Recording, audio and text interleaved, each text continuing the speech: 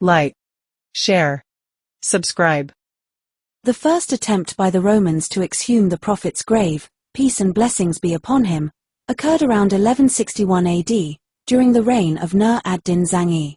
He saw the prophet, peace and blessings be upon him, in a dream, saying, "Save me from these two." He pointed to two blonde men.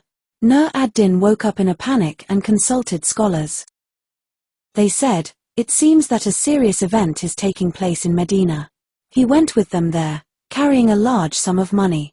When he arrived, he announced that he wanted to give away money and gifts, and that everyone should come to him. He examined their faces while he giving them gifts, but he didn't see anyone he had seen in his dream among them. He asked them, "Is there anyone left from the people of Medina?" They said, "There are two righteous men from the Maghreb who give charity to the people and visit the Baqi cemetery every day." So he ordered that they be brought. When they appeared before him, he saw them the same in the dream.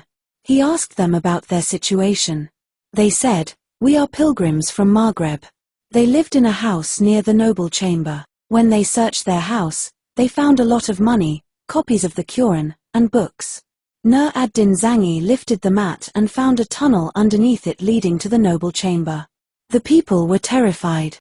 Then, they were severely interrogated until they confessed that they were crusaders sent with Moroccan pilgrims to carry out this plan.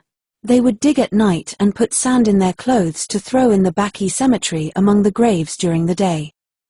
Nur ad-Din then ordered their execution. A trench was dug around the chamber, and lead was melted and poured around it to prevent anyone from repeating this act. The second attempt to exhume the prophet's grave by the Crusaders took place in 1181. This attempt was carried out by the criminal and arrogant ruler of Karak, Reynold, who swore he would do so he sent his fleet across the Red Sea for this mission. His forces landed on the coast and marched as far as the Rabbi, a few kilometers from Medina. When Saladin learned about Reynold's plans, he ordered Hussam ad-Din Lulu, the commander of the Egyptian navy, to confront it. The Islamic ships were dismantled and transported from the port of Alexandria to the Red Sea coast on camels, where they transported the Muslim army across the sea. They clashed with the Crusader force until they defeated and annihilated them completely. As for Reynold, Saladin swore to kill him with his own hand in revenge for his attempt to dig up the grave of the Prophet. May God bless him and grant him peace, as well as his crimes against pilgrims and Umrah performers, and this is what he did after the Battle of Hattin in 1187. The third attempt by the Crusaders to exhume the Prophet's grave occurred in the mid-14th century AD. They entrusted the task to 40 Christians from Aleppo. They went to Medina and paid a large bribe to its emir to enable them to do so. As they approached the noble chamber, the earth opened up and swallowed them up. The fourth attempt to exhume the Prophet's grave occurred at the hands of the Kingdom of Portugal, which wanted to steal the Prophet's body and trade it for Jerusalem. However, when the Portuguese fleet approached the coast of Jeddah at night, they saw a fire above them in the sky. They were terrified and turned back. The Portuguese tried to exhume the Prophet's grave again during the Ottoman era, cooperating with the Safavids, who opened a front against the Ottomans in the east.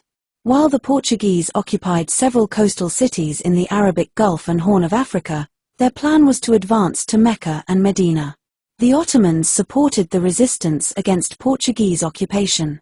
In 1511, they sent several ships loaded with cannons and arrows. 2,200 kilograms of gunpowder were supplied to the Mamluks to fight the Portuguese. In 1514, they defeated their Safavid allies at Calderon. The Ottomans were able to recapture the ports of Zayla and Marsawa and dispatched a naval force led by Mir Ali Bey to liberate the African coast, which had been under the rule of Abyssinia, an ally of the Portuguese.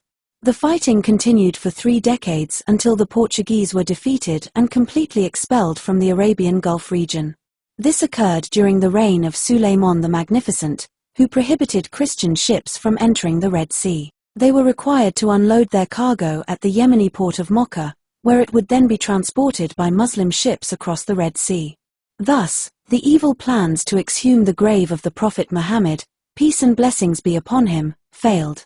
Like, share, subscribe.